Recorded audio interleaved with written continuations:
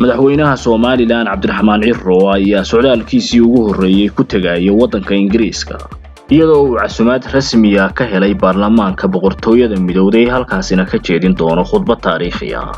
haddaba socdaalkani faa'iido intee leeg ayuu u leeyahay Soomaaliland suurtagal ma tahayse inuu noqdo mid mowqifkii waddanka Ingiriiska wax badan ka bedela oo uu ku aqoonsado Jamhuuriyadda Soomaaliland.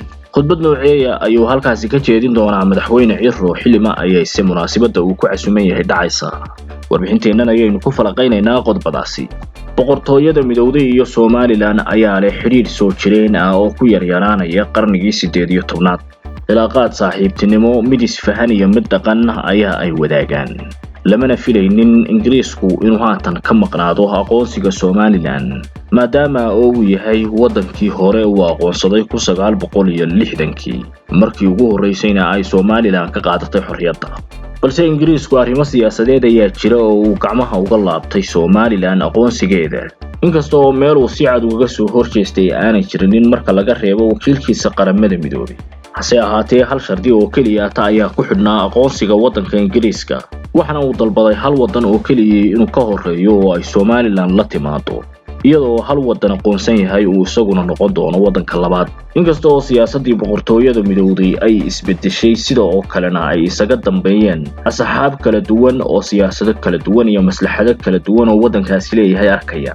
balse haatan waxaa la dhirindhirinayaa sidii uu Ingiriisku uga mid noqon lahaa kacdoonka madaxbannaanida Jamhuuriyadda Soomaaliland mar labaad. madaxweynaha Soomaaliland Cabdiraxmaan Maxamed Cabdullaahi Cirro ayaana casuumad rasmi ah ka helay xarunta baarlamaanka ee waddanka Ingiriiska halkaasi oo uu ka jeedin doono khudbad taariikhi ah.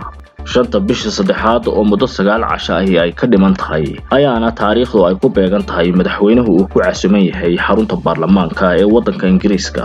tallaabada tan ayaa laga odorosayaa saameyn weyn oo siyaasadeed iyo mid diblomaasiyadeed inay yeelato sidoo kalena ay wax ka bedesho go'aankii waddanka Ingiriiska iyadoo boqortooyada midowday ay arkayso muhiimadda istiraatiijiyadeed ee ay Soomaaliland leedahay.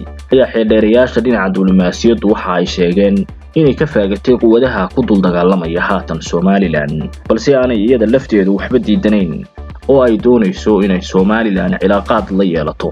haddaba socdaalka madaxweynaha Soomaaliland Cabdiraxmaan Maxamed Cabdullaahi Cirro uu markii ugu horeysay halkaasi ku tagayo intii uu xilka hayay ayaa waxa ku qarsoon laba arrimood oo diblomaasiyad ahaan iyo siyaasad ahaan miisaan weyn.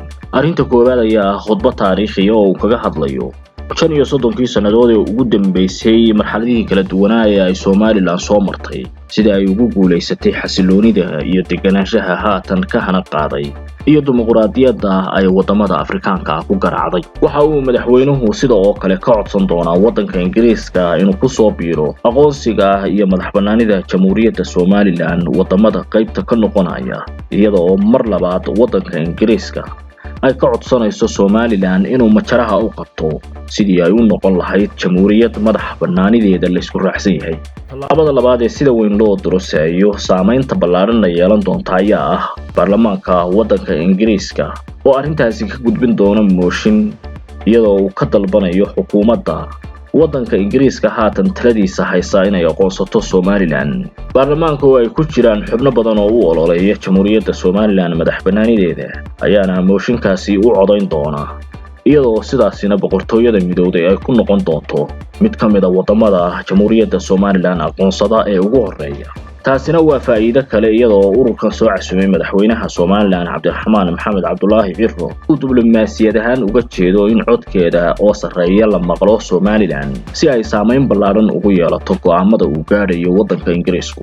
socdaalkan madaxweyne Cabdiraxmaan Maxamed Cabdullaahi Cirro iyo wafdiga uu hogaaminayo ee ku wajahan waddanka Ingiriiska ayaana la filayaa inuu noqdo kii ugu guulaha badnaa iyadoo uu bedeli doono mowqifka waddanka Ingiriiska uuna sidaasi kaga mid noqon doono wadamada Soomaaliland madaxbannaanideeda taageera. wixii wararka ka soo siyaadana warbixinaheena soo aadan ayaynu ku soo qaadan doonaa.